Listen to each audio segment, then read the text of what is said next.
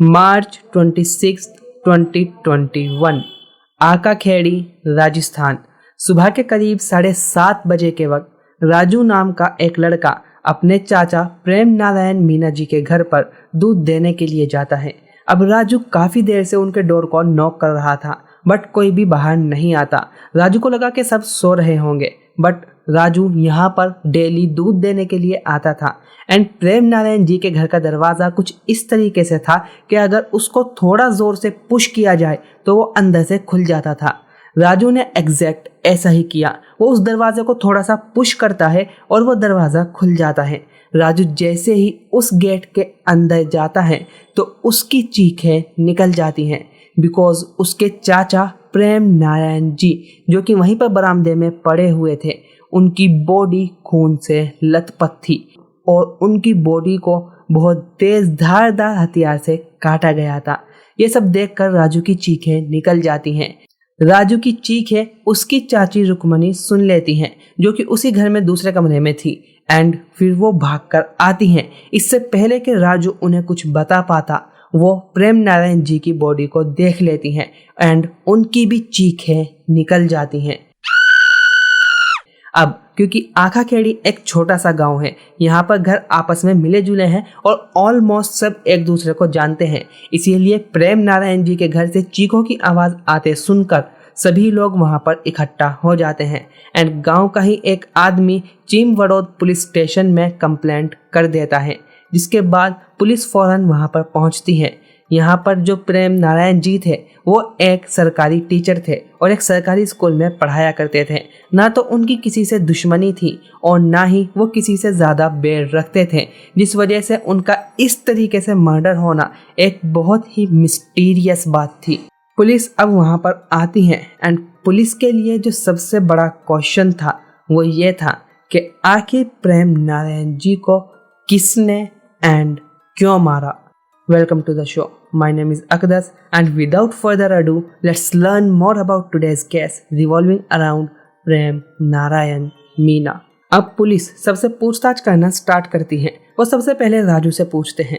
Raju exact ऐसा ही बताता है जैसा कि उसके साथ हुआ था। वो पुलिस को बताता है कि वो डेली दूध लेने के लिए आया करता है एंड इस बार भी वो आया, बट आज किसी ने भी दरवाज़ा नहीं खोला।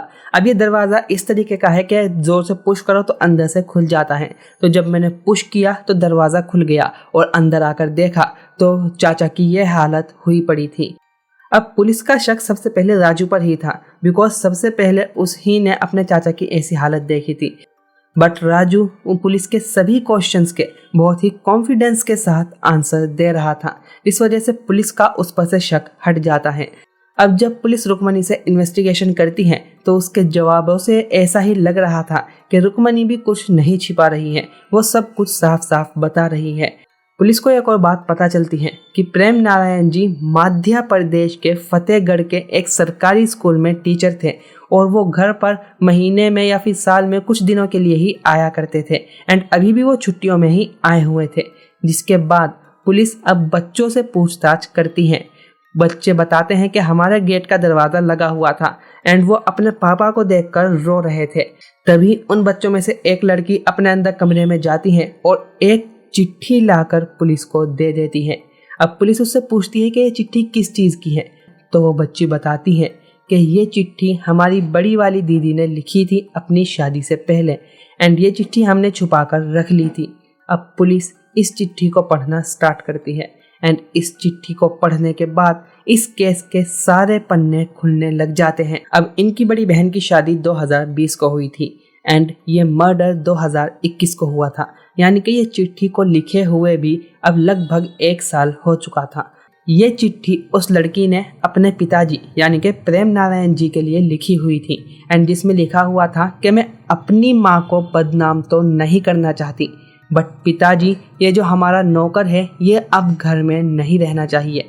बट ये चिट्ठी वो अपने पिताजी को कैसे दे, ये सारी बातें वो कैसे बताए, वो समझ नहीं पा रही थी।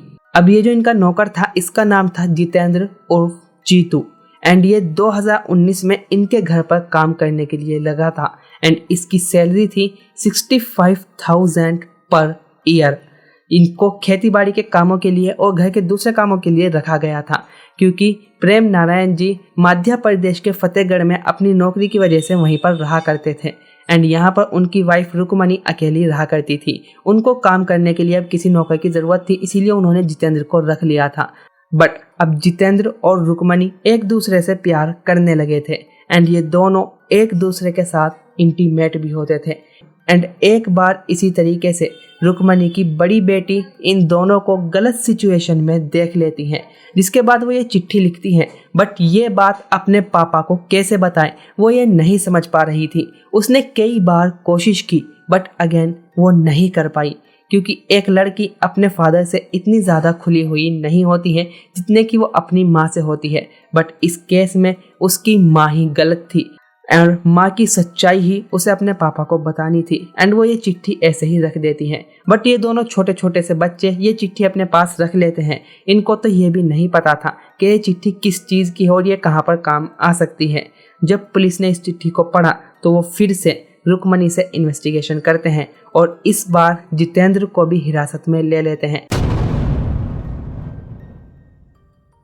एक बार प्रेम नारायण जी ने रुक्मणी और जितेंद्र को गलत सिचुएशन में देख लिया था, जिस वजह से अब उन्होंने जितेंद्र को अपने घर से नौकरी से हटा दिया था। इसी वजह से अब रुक्मणी और जितेंद्र ने प्रेम नारायण को रास्ते से हटाने का डिसाइड किया। एंड मार्च 25 को रुक्मणी ने अपने बच्चों को एक कमरे में सुला दिया और बाहर से लॉक लगा दिया। एंड प्रेम नारायण जी से झगड़ा कर लिया और उनसे कहा कि मेरे पास भी मत आना। दूसरी तरफ उसने जीतू को घर पर बुला लिया प्रेम नारायण जी को मारने के लिए। जीतू अपने एक दोस्त हंसराज के साथ आया था। जीतू ने कुल्हाड़ी ली हुई थी और उसके दोस्त ने एक तलवार। जैसे ही वो घर में घुसे उन्होंने प्रेम नारायण जी पर जितनी ताकत से हो सके उतनी ताकत से अटैक करना स्टार्ट कर दिया। एंड प्रेम नारायण जी की वहीं पर डेथ हो गई। पुलिस ने जीतू, उसके फ्रेंड हंसराज और रुक्मणी को अरेस्ट कर लिया है। हालांकि ये मामला अभी कोर्ट में चल रहा है और इस पर फाइनल वर्डिक्ट आना अभी बाकी है।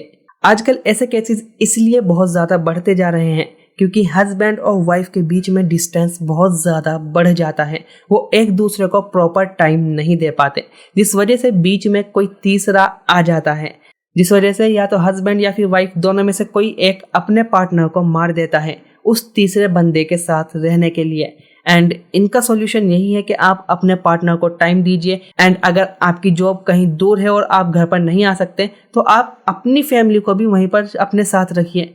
और अगर तुम्हें इसी तरीके की डॉक्यूमेंट्रीज देखना पसंद है तो चैनल को सब्सक्राइब करो और इस वीडियो को लाइक करना मत भूलना। मिलता है नेक्स्ट वीडियो में। Thank you for watching.